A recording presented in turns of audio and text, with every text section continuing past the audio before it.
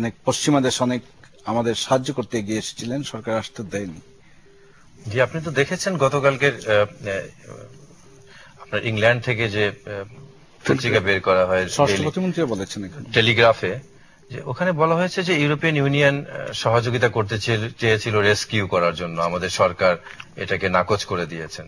এবং সবচেয়ে মজার বিষয় হচ্ছে দেখেন 2010-এ চিলিতে আপনার খনির ভিতরে, কূপের ভিতরে 33 জন লোক আটকে পড়ে গিয়েছিল।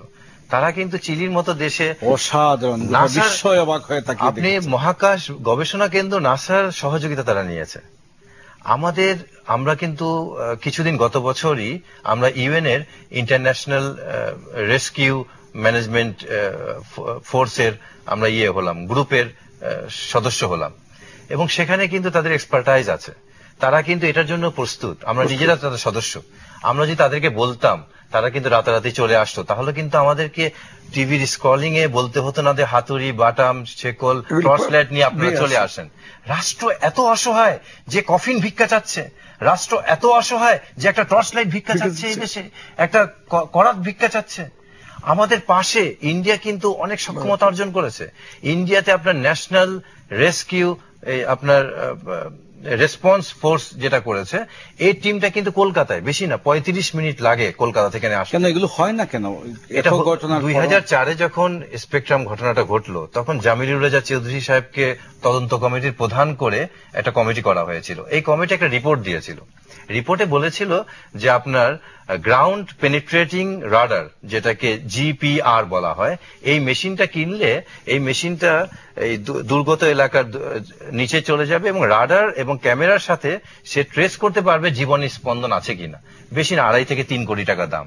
এবং 2008-এ যখন এটা কেনার জন্য গেল, তখন যেটা পত্রিকায় জেনেছি, এক মন্ত্রীর ভাইয়ের কোম্পানি এটা পায়নি দেখে এটা আর কেনা হলো না।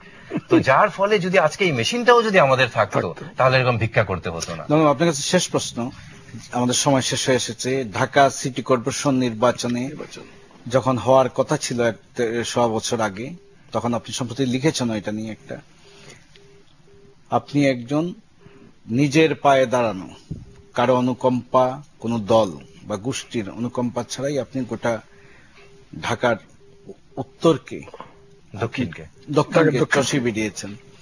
ব্যাপক আলোচিত হয়েছিলেন, আরো অনেকেই হয়েছেন। উত্তরে মাহমুদুর রহমান মান্না, কাজী ফিরোজ রশিদ, ওইদিকে মুফাজ্জল হোসেন চৌধুরী মায়া, এদিকে হাজী সেলিম, অনেকেই ছিলেন প্রার্থী। কিন্তু আপনি স্বতন্ত্রভাবেই করেছেন। আজকে গোটা বাংলাদেশের বাকি সিটি কর্পোরেশন গুলো নির্বাচন হচ্ছে, ঢাকায় হচ্ছে না। কারণটা কি যে ঢাকা আজকে একটা অভিশপ্ত নগরীতে পরিণত হচ্ছে? যে ঢাকায় দেখেন, সরকার যেটা বলছে যে কোনো অনির্বাচিত সরকারের অধীনে নির্বাচন তারা দিবে না, কিন্তু সিটি কর্পোরেশন চলছে অনির্বাচিত দিয়ে, এবং তারা বলছে নির্বাচিত প্রতিনিধির অধীনেই নির্বাচন হতে হবে এই সরকারের অধীনে। তাহলে সাদেক হোসেন খোকাকে রেখে কেন করা হলো না? কেন এটাকে ভাগ করা হলো? 4 মিনিটের মধ্যে ঢাকাকে 2 ভাগ করা হলো। শুধু তাই না, এবং এই সিটি কর্পোরেশনটা হচ্ছে স্থানীয় সরকারের বড় জায়গা রাজস্ব আহরণের। এবং দেখেন, প্রত্যেকটা রাজনৈতিক দল কিন্তু এই সিটি কর্পোরেশনের স্থানীয় সরকারের পয়সাগুলো দিয়ে তাদের রাজনীতি চালায়, তাদের দলগুলাকে চালায়।